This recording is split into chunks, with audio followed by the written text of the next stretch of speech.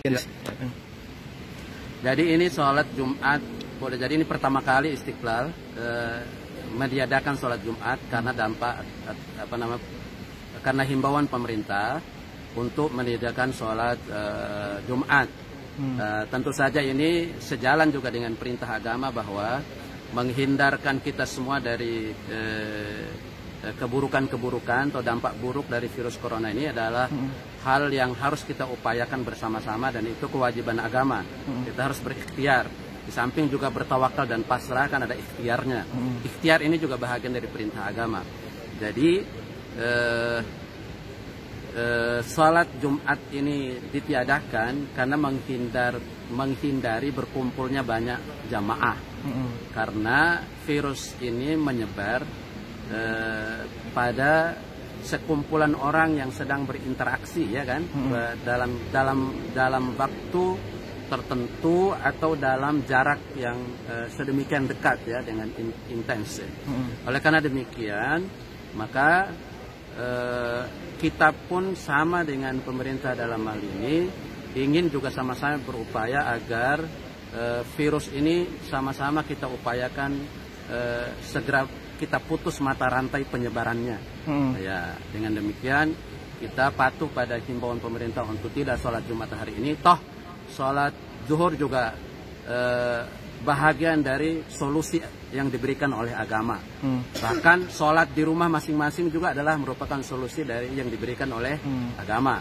Jadi tidak hadir di masjid boleh, sholat di masjid juga boleh, sholat di rumah masing-masing juga boleh. Di zaman Nabi saja itu sholat dihimbau untuk dilakukan di rumah dalam keadaan hujan lebat, kondisi perjalanan menuju masjid becek dan seterusnya. Itu yang menjadi boleh jadi menjadi penyebab gangguan kesehatan umat Islam ketika itu. Nah, ini sudah jelas-jelas bahwa virus ini membawa dampak berbahaya bagi kesehatan bahkan kelanjutan hidup umat manusia, ya, atau kita semua di permukaan bumi. Oleh itu sama-sama kita berikhtiar, wajib berikhtiar untuk sama-sama menghindarkan diri dari virus yang berbahaya. Pak Husni, saya kan juga umat muslim ya Pak, dan saya merasa awam banget Pak tentang hal ini gitu. Ada nggak sih Pak fatwa atau dalil yang memperkuat bahwa kita diperbolehkan mengganti sholat Jumat dengan sholat zuhur dan boleh beribadah di rumah gitu Pak? Sangat banyak, sangat banyak. Tadi saya sebut yang dilakukan di zaman Nabi yang menyuruh misalnya Bilal untuk merubah lafaz azan hayya 'alas shalah dengan shallu fi hiyalikum atau shallu fi buyutikum, salatlah kalian di rumah masing-masing. Nah, ketika terjadi wabah, Nabi menyarankan siapa yang berada di luar wilayah wabah itu menyebar, jangan pernah masuk ke wilayah itu. Dan siapa yang ada di dalam wilayah itu, jangan keluar dari wilayah itu. Jadi ini diputus mata rantainya. Itu Nabi yang mencontohkan dan melakukannya. Tentu ini dilanjutkan oleh para sahabat setelahnya. Sayyidina Umar bin Khattab juga melakukan hal yang sama. Ketika ada wabah taun yang menyebar di negeri Syam, Sayyidina Umar menunda kepergian ke Syam dan beliau kembali ke Madinah, padahal perjalanan sudah ditempuh dengan cukup jauh kembali ke Madinah. Jadi alasan Sayyidina Umar, ketika diprotes oleh ada sahabat yang memprotes, kenapa kita lari dari takdir? Kata Sayyidina Umar, kita lari dari takdir yang jelek dan menuju takdir yang baik. Kalau kita membawa ternak ke dalam taman, ada yang rumputnya hijau, ada yang rumputnya tandus, kira-kira akan milih yang mana? Ternak kita akan dibawa ke wilayah yang mana? Tentu kita akan milih ke tanah yang subur atau rumput yang subur. Dan itu bahagian dari pilihan kita kepada takdir yang baik. Itu ajaran agama kan? Nah, tentu para ulama cukup senior, bukan ulama-ulama muda, tapi ulama cukup senior, seperti Hay'ah Kibarul Ulama di Al-Azhar misalnya, itu mereka memfatwakan bahwa boleh tidak sholat berjamaah dalam menghindar berkumpulnya banyak orang, berarti memotong mata rantai penyebaran virus itu. Makanya sholat di rumah itu menjadi alasan. Kemudian juga ya kita beberapa hari ini kan juga melihat bagaimana suasana di Masjidil Haram, bagaimana di Nabawi cukup lengang ya, tidak banyak manusia seperti hari-hari biasanya. Itu bahagian dari penyebaran virus itu, padahal mereka mungkin baru sedikit yang kena ya. Negara kita ini cukup parah juga nih dampaknya nih kan. sampai hari ini mungkin sudah lebih dari 300 kasus ya yang menimpa. Ini berarti butuh kewaspadaan dan perhatian semua kita untuk mengambil bahagian, menghindar berkumpul di tempat ramai. Kemudian kita sama-sama berupaya memutus mata rantai penyebarannya dan berdoa dengan sungguh-sungguh mudah-mudahan Allah segera menarik kembali wabah ini, mudah-mudahan tidak terus tersebar di sekitar kita dan membahayakan kehidupan kita. Di kalangan ulama-ulama sebelum kita, salafus salihin, misalnya imam yang 4, imam mazhab yang 4, mereka semua punya pendapat yang mirip-mirip. Dan bahkan mereka menghimbau kita untuk kunut nazilah ya. Di setiap waktu sholat kita berdoa sungguh-sungguh supaya Allah menghindarkan kita dari bencana virus atau penyakit yang menular. Bahkan Nabi menganjurkan kita kalau ada penyakit menular, larilah sekencang singa berlari menghindar. Itu Nabi yang menghimbau, mengajarkan dan memerintahkan seperti itu. Jadi tapi kita harus sama-sama menghindar. Jangan kita menganut pendapat yang mengatakan ikan mati syahid. Bolehlah kalau ada itu pendapat yang dianut oleh beberapa orang, tapi itu mestinya bukan pendapat yang dianut oleh pemerintah yang akan terus melindungi rakyatnya, yang akan mencegah virus ini tersebar lama.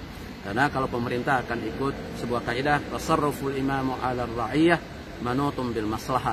Perlindungan pemerintah kepada masyarakat dan umatnya itu dengan dasar menjunjung tinggi asas keselamatan, kemaslahatan kehidupan masyarakat dan umat bangsa. Jadi Pak, bisa dikatakan apa yang dilakukan di Masjid Istiqlal ini merujuk dari sejarah Nabi, fatwa ulama dan sebagainya Pak ya? Tentu, apalagi kita kan ada ayat 59 surat An-Nisa yang memerintahkan ati'ullah wa ati'ur rasul wa ulil amri minkum.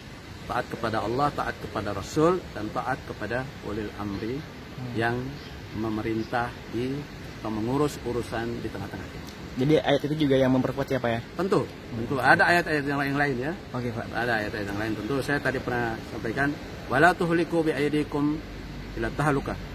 Ya, seperti itu bunyinya. Jangan engkau biarkan dirimu dalam kehancuran. Itu ayat. Ya, berarti tidak boleh membiarkan diri kita konyol ya. Nah, tapi kita harus berupaya. Seperti tadi upayanya Sayyidina Umar bin Khattab ya, memilih mana takdir yang lebih baik dari itu ya, menghindar kan gitu. Kemudian kita sama-sama membantu pemerintah memotong mata rantai penyebarannya, dan kita juga sangat tidak bisa membayangkan bagaimana kalau ini berlanjut dan merebak demikian banyak, rumah sakit tidak mampu lagi menampung pasien-pasien dan dokter perawat terpapar virus ini. Terus siapa yang akan merawat pasien-pasien yang sudah terpapar corona itu? Kalau kita tidak waspada dan kalau kita tidak mengambil bahagian bersama-sama dengan pemerintah, menghindari kerumunan banyak orang, dan mudah-mudahan itu sebagai salah satu upaya untuk memutus mata rantai penyebaran virus corona.